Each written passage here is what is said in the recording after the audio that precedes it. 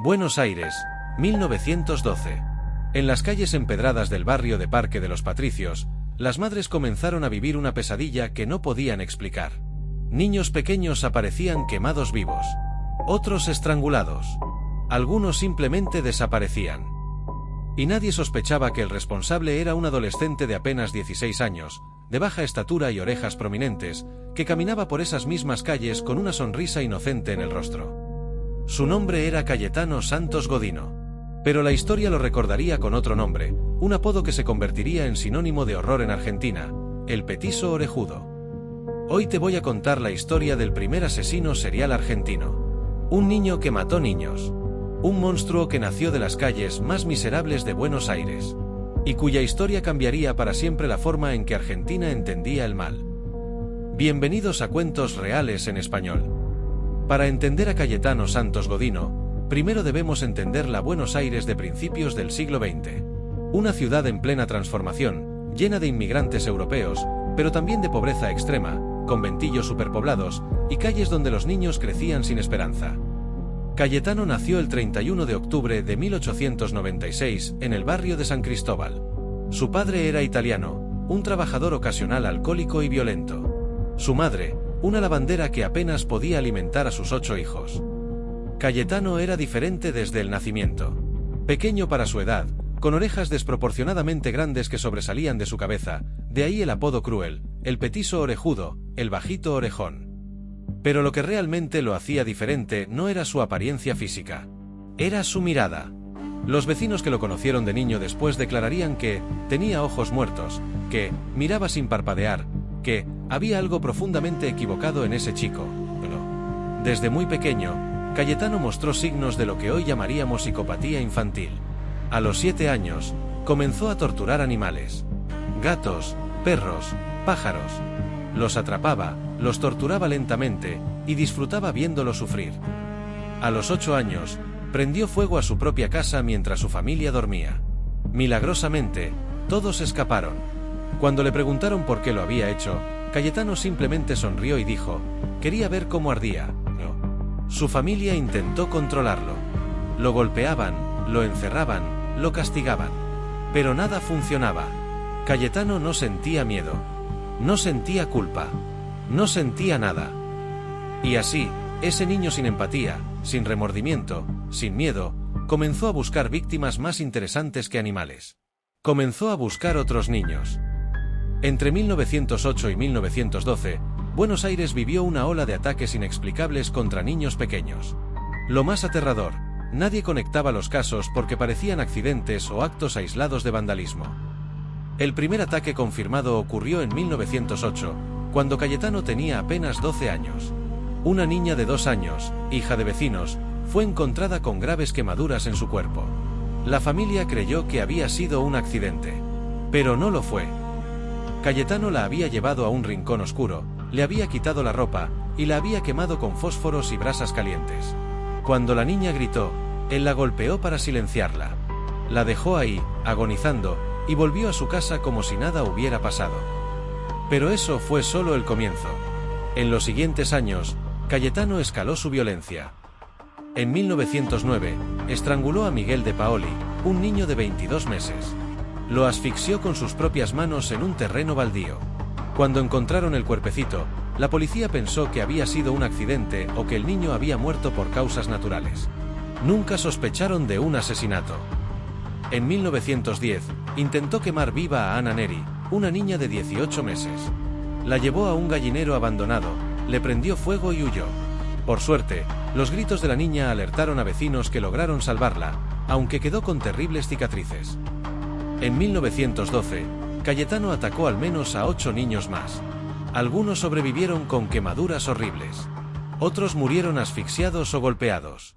Y lo más perturbador, Cayetano los elegía al azar. Podía ser el hijo de un vecino, un niño jugando en la calle, un bebé en un carrito. El patrón de Cayetano era siempre el mismo. Buscaba a niños solos, vulnerables, demasiado pequeños para defenderse o identificarlo. Los atraía con dulces o juguetes. Los llevaba a lugares apartados, terrenos baldíos, casas abandonadas, sótanos oscuros. Y entonces venía el horror. Cayetano los torturaba lentamente. No No era un acto impulsivo de furia. Era metódico, deliberado.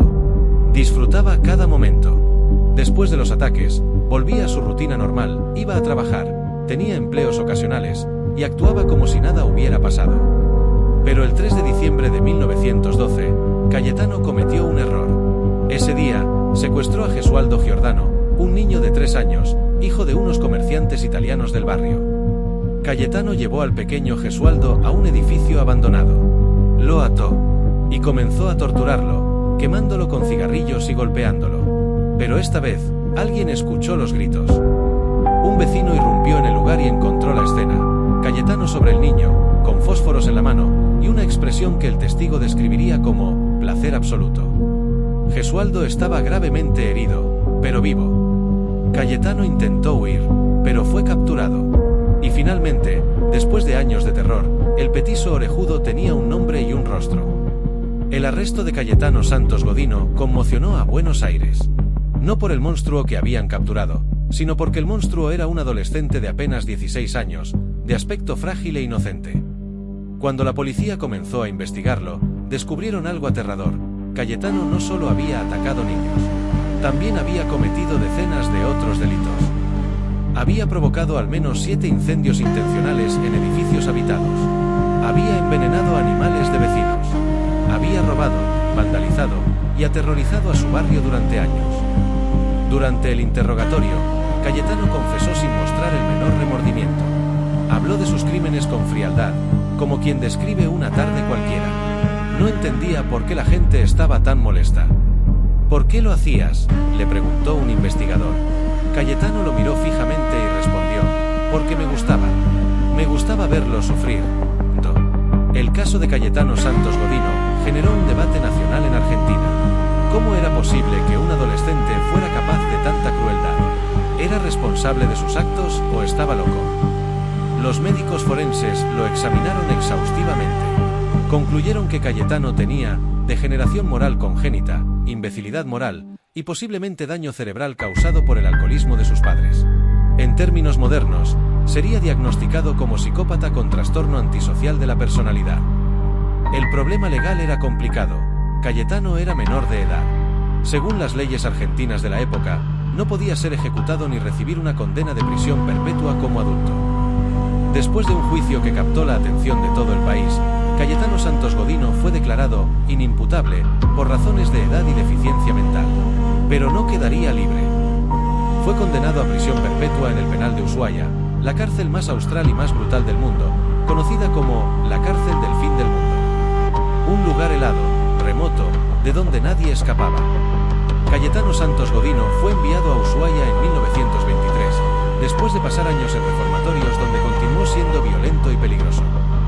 En la prisión más dura de Argentina, rodeado de los criminales más peligrosos del país, Cayetano finalmente encontró su lugar. Pero incluso ahí, siguió siendo un paria. Los otros presos lo despreciaban. Incluso asesinos y violadores consideraban que lo que él había hecho, matar niños por placer, era imperdonable. Cayetano pasó 31 años en prisión. Durante ese tiempo, fue golpeado repetidamente por otros internos. Le rompieron los dientes. Le fracturaron huesos. Lo torturaron de todas las formas imaginables. Algunos dicen que fue justicia poética. El torturador de niños finalmente experimentaba el dolor que había infligido a otros. Pero Cayetano nunca mostró arrepentimiento. Nunca pidió perdón. Nunca lloró por sus víctimas. El 15 de noviembre de 1944, Cayetano Santos Godino murió en el Hospital Penitenciario de Buenos Aires. Tenía 48 años. Su cuerpo estaba destruido por décadas de violencia carcelaria. Su mente seguía siendo la misma, vacía de empatía hasta el último momento. Fue enterrado en una fosa común, sin lápida, sin nombre.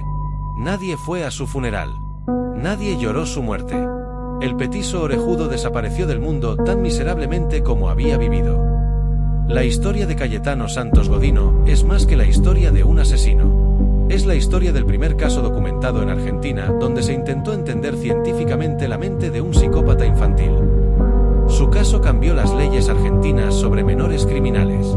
Obligó a la sociedad a confrontar una verdad incómoda, que algunos niños nacen sin la capacidad de sentir empatía, y que ningún castigo, ninguna terapia, ninguna intervención puede cambiarlos. Pregunta filosófica. ¿Cayetano era un monstruo desde el nacimiento? ¿O lo convirtió en monstruo la pobreza extrema, la violencia familiar, el abandono social? Probablemente nunca lo sabremos con certeza. Lo que sí sabemos es esto.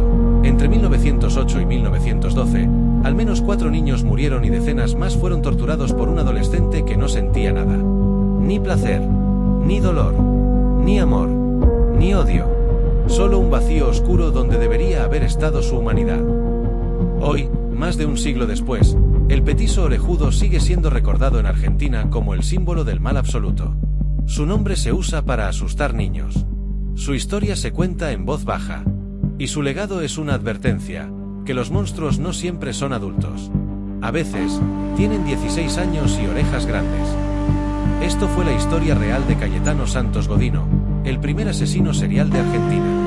Un caso que demuestra que el mal no tiene edad, y que algunos horrores nunca pueden ser completamente explicados. Gracias por escuchar. Nos vemos en el próximo caso de Cuentos Reales en Español. Y recuerda, la historia no olvida a sus monstruos.